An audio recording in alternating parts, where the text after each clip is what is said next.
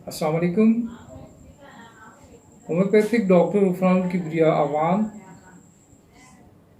Zakia homeopathic clinic Chakwal से मुखातिब हूँ। हमारा टॉपिक चल रहा है जनाना बांझपन।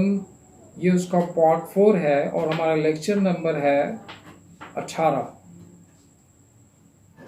जनाना बांझपन के हवाले से, इलाज के हवाले से सीपिया का तज़किरा पिछले लेक्चर से जारी है।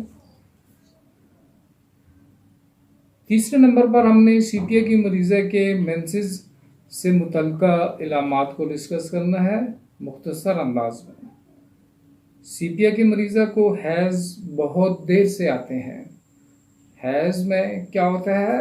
देर से आते हैं, यानी मुकर्ररा वक्त से काफ़ी बाद हैज़ आते हैं सीपिया के पेशेंट को, जो मिकदार में भी कम होते हैं और बेकायदगी से आते हैं। ये सीपिया की मखसूस इलामात में से एक इलामत है। एक और नौइयत जो कि बयान करदा नौइयत से उल्ट है, वो ये है कि हैज़ वक्त से पहले आए, बकसरत आए और दर्द के साथ। ये दूसरी सूरत है हैज़ के हवाले से। और वजाइना में तेज़ सुइयां चुभने जैसा दर्द हो जो ऊपर की रुख चलता है और रहम से नाफ तक फैल जाता है। इसके साथ साथ रहम अपनी जगह से टल जाती है। अब ये पिछले लेक्चर में भी ये डिस्कस हुआ था कि जेनिटल ऑर्गन्स के हवाले से जो है बियरिंग डाउन सेंसेशन चल रही है, यानी ऊपर से आज़ाद नीचे की तरफ आते हुए महसूस होते हैं, लेकिन ये जो इसका दर्द है ये नीचे से ऊपर की तरफ जा रहा है। सीपिया की मरीज़ों में अयाम हमल में मतली, कै, दर्द वगैरह पाया जाता है। नीज़ मरीज़ों में हमल गिरने का रुझान पाया जाता है, जो आगे चलकर बांझपन का पेशखैमा बन सकता है। मरीज़ा का चेहरा जर्द पड़ जाता है चेहरे पर। अब ये भी मखसूस इलामात हैं सीपिया की पेशेंट की, जिससे आप सीपिया की पेशेंट को पहचान सकते हैं। तो चेहरा कैसा होता है? जर्दी माहिर होता है, जर्द पड़ जाता है, चेहरे पर जर्द दाग होते हैं या नीले दाग होते हैं। चेहरा मुंह के आसपास जर्द या गुलाबी होता है। नाक के आर पार और गालों पर भूरे रंग की लकीरें होती हैं। अब ये डिस्कलरेशंस पाई जाती हैं सीपिया की पेशेंट के चेहरे पे, यानी जर्दी भी पाई जाती है और नाक के इर्द गिर्द का इलाके में भूरे लकीरें भी हैं और जो है गुलाबी निशान भी मौजूद हैं। यानी ये फूल बूटे सीपिया की मखसूस मरीज़ा में आपको मिल सकते हैं। अब ये डिस्कलरेशन को हमने क्या कहा है? फूल बूटे। लेकिन हर मरीज़ा में ऐसा होना ज़रूरी नहीं है।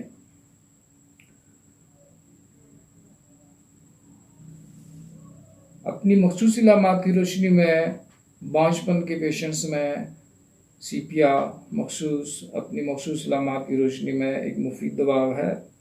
लेकिन इसके साथ साथ आपके नॉलेज में होना चाहिए कि काले रंग की औरतें, अब हर कलर की जो औरत है उसमें आपको सीपिया की पेशेंट मिल सकती है, लेकिन इसकी जो मखसूस पेशेंट होती है वो काले रंग की होती है और काले रंग की औरतों पर इसका ख़ास असर है। रहम के नकाइस को दूर करने में ये दवा एक ख़ास दवा है। चौथे नंबर पर हमने डिस्कस करना है सीपिया की मरीज़ा की कॉन्स्टिपेशन, क्योंकि हमने शुरू में जो डिस्कस किया था उसमें मेंसेस के अवारिज हैं, मेंसेस से रिलेटेड लिकोरिया की प्रॉब्लम्स हैं, कॉन्स्टिपेशन है। ये भी मखसूस इलामत है सीपिया की बांझपन की पेशेंट में। तो कॉन्स्टिपेशन के हवाले से क्या इलामात होती हैं सीपिया की पेशेंट में? तो सीपिया की मरीज़ा को कब्ज़ के दौरान लंबे लंबे सख्त सुद्दे खारिज होते हैं। कैसे सुद्दे खारिज होते हैं? लंबे लंबे सख्त सुद्दे खारिज होते हैं। ऐसा महसूस होता है कि पखाने की आंख में कोई गेंद रखी हुई है। ये गेंद का एहसास, बॉल सेंसेशन, ये भी एक मखसूस अलामत है CPI की मरीज़ा में, और इसकी वजह से मरीज़ा पखाना में ज़ोर नहीं लगा सकती। यानी जो रेक्टम का, एनस का जो प्रॉपर वर्क है वो डिस्टर्ब हो जाता है इस एहसास की मौजूदगी में। इसके अलावा कब्ज़ के दौरान गहरे भूरे रंग के गोल सुद्दे खारिज होते हैं, और इन सुद्दों के ऊपर औं लिपटी हुई होती है। यानी सुद्दे खारिज होते हैं और उनके ऊपर औं भी मौजूद होती है। ऐसे महसूस होता है ये औं इसके ऊपर लपेट दी गई है। एक सूरत ये भी होती है कि मरीज़ा का पखाना नरम होने के बावजूद बहुत मुश्किल से खारिज होता है। एक तो ये सूरत है ना कि कॉन्स्टिपेशन है और सुद्दे खारिज हो रहे हैं, और एक और सूरत है कि पखाना पेशेंट का, CPI की मरीज़ा का नर्म है लेकिन खारिज होने में मुश्किल पेश आती है। कांच निकलने का रुझान पाया जाता है। इस तरह ये इलामात बदलती बदलती रहती हैं। मरीज़ों में आज़ाद नीचे की जानिब होने का एहसास और दर्द ऊपर की जानिब जाते हुए महसूस होना, और मक्कत के दर्द में भी ऐसा ही होता है। ये था बड़ा तफसीली डिस्कशन हो गई है CPI के हवाले से, चंद अहम नुकात जो कि पेशेंट को में मौजूद होती हैं, बांझपन की मरीज़ा में मौजूद होते हैं। दूसरी दवा जिसका मुख्तसर तज़किरा आज हमने करना है वो है ब्राइटोकार्ब। बांझपन का सबब जो है ब्राइटोकार्ब की पेशेंट में वो ओवरीज का साइज में छोटा हो जाना, और ये ऐसी सूरत है कि जिसमें आहिस्ता आहिस्ता ओवरीज छोटे होते होते छोटे साइज की हो जाती हैं। तो घटते घटते साइज में बिल्कुल छोटी हो जाती हैं ये ओवरीज।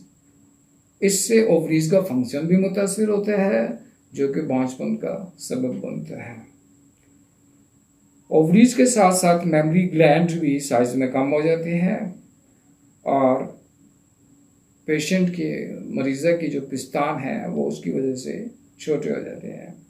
जबकि मरीज़ा की जो लिम्फ ग्लैंड है वो साइज में, उनमें एनलार्जमेंट होती है, और एनलार्जमेंट के साथ साथ उनमें इन्फिल्ट्रेशन पाई जाती है, वो इन्फिल्ट्रेटेड हो जाते हैं। तो ये एनलार्ज्ड हो जाते हैं, इन्फिल्ट्रेटेड हो जाते हैं लिम्फ ग्लैंड्स, और ओवरीज और मेमरी ग्लैंड्स अपने साइज में छोटे हो जाते हैं। तो ऐसी सूरत अगर पाई जाए बांझपन की पेशेंट में, तो ब्राइटोकार्ब ऐसी मरीज़ा के लिए एक मुफीद दवाई साबित हो सकती है अपनी मखसूस इलामात की रोशनी में। तो ये जो हमारा सिलसिला चल रहा है बांझपन के इलाज के हवाले से, ये अगले लेक्चर्स में भी जारी रहेगा। तो नेक्स्ट लेक्चर्स में मज़ीद मेडिसिन के साथ हाजिर खिदमत होंगे। तो नाज़रीन कराम, आज का ये लेक्चर अपने इख्तिताम को पहुंचा। जो नए जो सुनने वाले हैं वो मेरे इस चैनल को डॉक्टर गफरान किबरिया के नाम से ये जो चैनल है इसको सब्सक्राइब करें और बेल आइकॉन को क्लिक कर दें ताकि नई आने वाली वीडियोस आप तक पहुंच सकें। ओके जी, अल्लाह हाफिज़। होम्योपैथिक डॉक्टर गफरान किबरिया, आवान ज़करिया होम्योपैथिक क्लिनिक, चकवा।